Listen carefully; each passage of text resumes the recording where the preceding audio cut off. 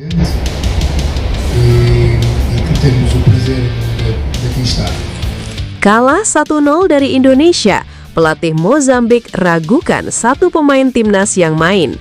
Cikinho Konde, skill nomor 10 itu tidak biasa. Saya tidak yakin dia punya darah Indonesia. Netizen, kalah ya kalah aja coach.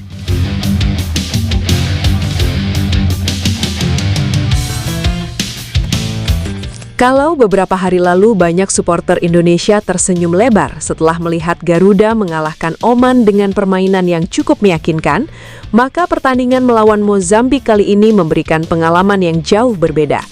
Di atas kertas, mungkin banyak yang mengira Indonesia akan kembali menang dengan cukup nyaman.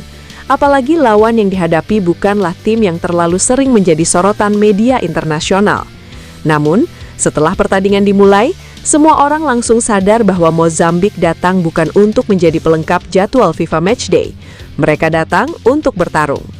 Sejak menit-menit awal, Indonesia langsung mendapatkan gambaran betapa sulitnya pertandingan ini. Berbeda dengan Oman yang cenderung lebih berhati-hati dalam melakukan tekanan, Mozambik justru tampil sangat berani. Ketika para pemain Indonesia mencoba membangun serangan dari lini belakang, para pemain Mozambik langsung bergerak menutup ruang. Mereka melakukan pressing dengan intensitas tinggi dan tidak memberikan banyak waktu kepada pemain Indonesia untuk berpikir. Bahkan dalam 10 menit pertama saja sudah terlihat bahwa pertandingan ini akan berjalan jauh lebih ketat dibanding laga sebelumnya. Beberapa kali pemain Indonesia terpaksa memainkan bola panjang karena jalur umpan di area tengah ditutup dengan sangat baik oleh para pemain Mozambik. Situasi ini membuat Indonesia tidak bisa memainkan ritme permainan favorit mereka secara konsisten. Meski begitu, satu hal yang patut diapresiasi adalah ketenangan para pemain Garuda. Mereka tidak panik ketika mendapatkan tekanan. Secara perlahan, Indonesia mulai menemukan celah. Pergerakan antar lini mulai lebih hidup dan beberapa kombinasi umpan cepat berhasil memecah struktur pertahanan lawan. Pada fase inilah Indonesia terlihat berada dalam kondisi terbaiknya. Babak pertama bisa dibilang menjadi periode paling positif bagi Indonesia dalam pertandingan ini.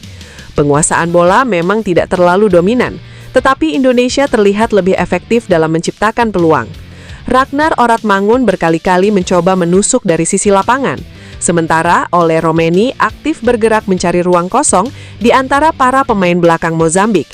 Yang menarik, Mozambik sebenarnya memiliki organisasi pertahanan yang sangat baik. Mereka jarang kehilangan bentuk permainan. Ketika kehilangan bola, mereka langsung turun dengan cepat dan membentuk blok pertahanan yang rapat. Inilah yang membuat Indonesia kesulitan menciptakan banyak peluang bersih meskipun cukup sering berada di area pertahanan lawan.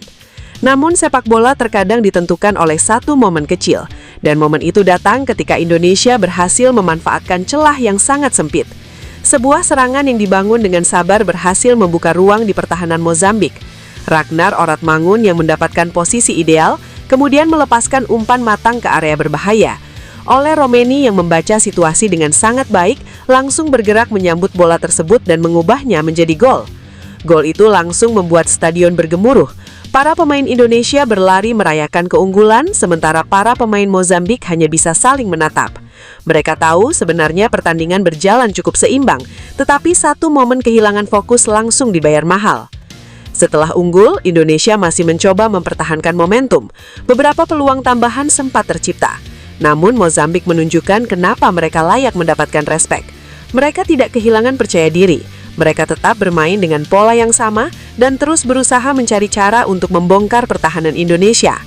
Kalau harus jujur, banyak penonton mungkin terkejut melihat kualitas permainan Mozambik. Sebelum pertandingan dimulai, sebagian orang menganggap Oman akan menjadi lawan yang lebih berat. Namun, kenyataan di lapangan menunjukkan hal yang berbeda. Mozambik mungkin tidak memiliki nama besar, tetapi mereka memiliki keberanian, disiplin, dan stamina yang sangat merepotkan. Memasuki babak kedua, pertandingan mulai berubah arah. Jika pada babak pertama Indonesia terlihat lebih nyaman mengendalikan tempo permainan, maka pada babak kedua Mozambik mulai menunjukkan taringnya.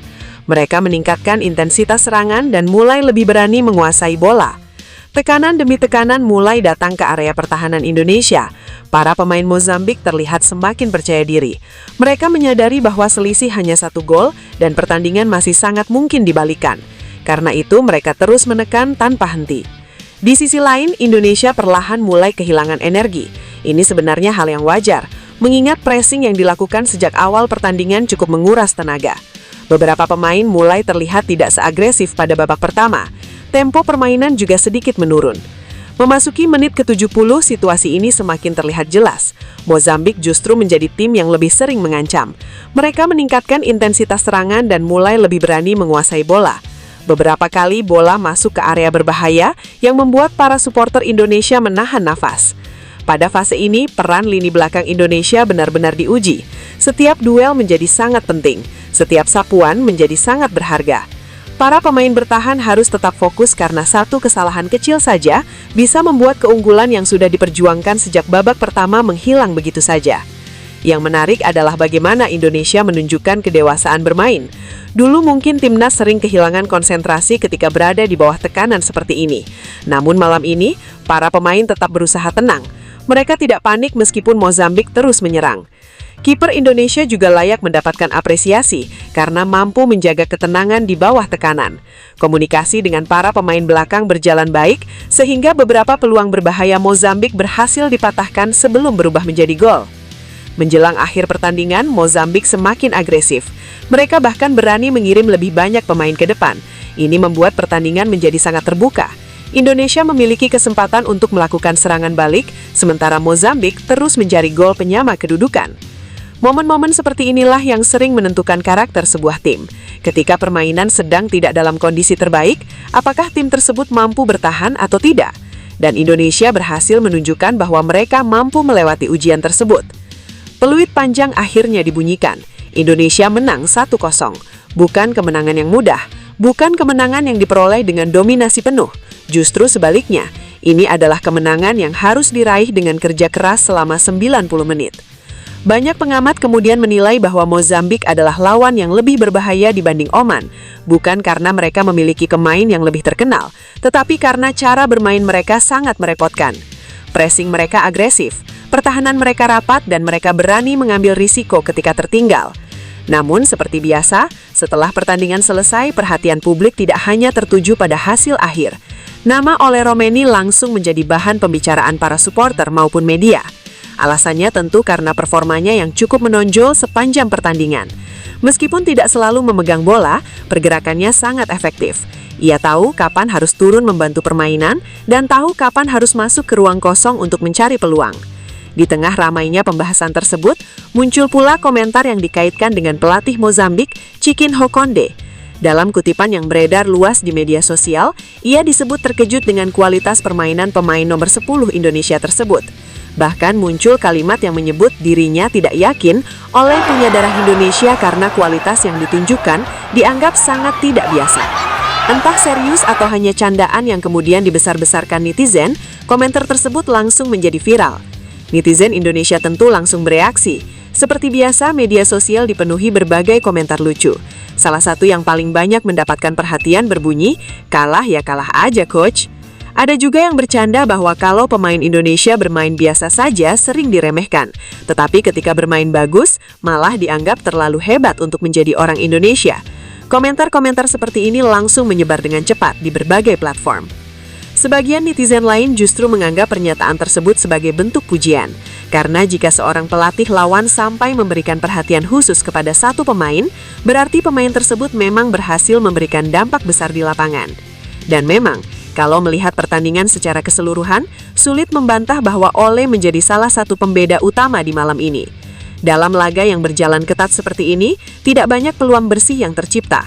Ketika kesempatan datang, ia mampu memanfaatkannya menjadi gol. Inilah kualitas yang membedakan pemain biasa dengan pemain yang mampu menjadi penentu pertandingan. Tidak harus menyentuh bola 100 kali, tidak harus melakukan 10 dribble spektakuler. Terkadang cukup satu momen yang tepat untuk mengubah hasil pertandingan. Selain Ole, Ragnar Oratmangun juga layak mendapatkan pujian besar.